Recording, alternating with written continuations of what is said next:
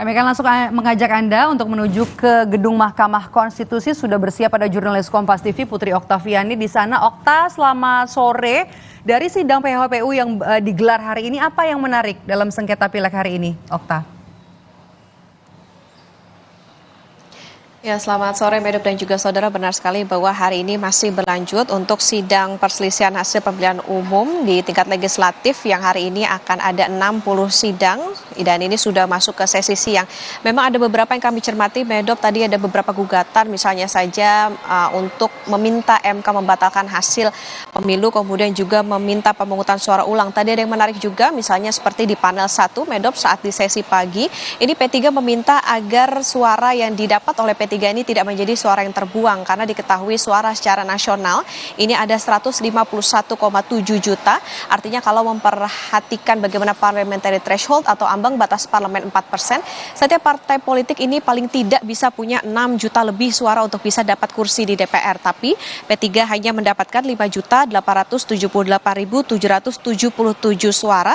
Artinya ada kurang 193.000 suara untuk bisa punya kursi di DPR. Nah, ini yang diminta oleh P3 agar suara ini bisa dikonversi supaya bisa mendapat kursi DPR. Alasannya agar para pemilih ataupun juga aspirasi yang dibawa oleh P3 baik dari ulama maupun umat ini bisa terbawa dan tidak beralih ke parpol lain yang tidak seideologi.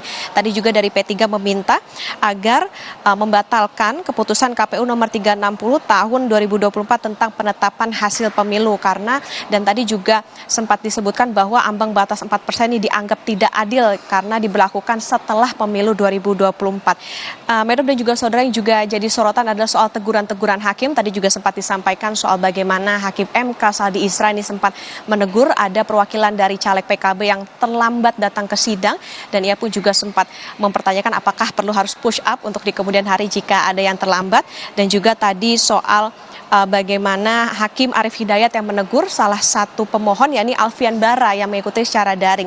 Tadi karena Hakim MK Arief Hidayat ini sempat mendengar suara klakson. Nah, ini yang dipertanyakan apakah lokasinya layak atau tidak karena memang jadi catatan adalah meskipun mengikuti secara daring ini harus tetap memperhatikan bagaimana kondisi dari sekitar atau lingkungan sekitar. Yang tadi juga ditanyakan oleh Hakim Arief Hidayat adalah soal rekomendasi dari partai karena diketahui Alfian Bara ini mengajukan permohonan tanpa rekomendasi dari Dewan Pimpinan Pusat Partai Nasdem.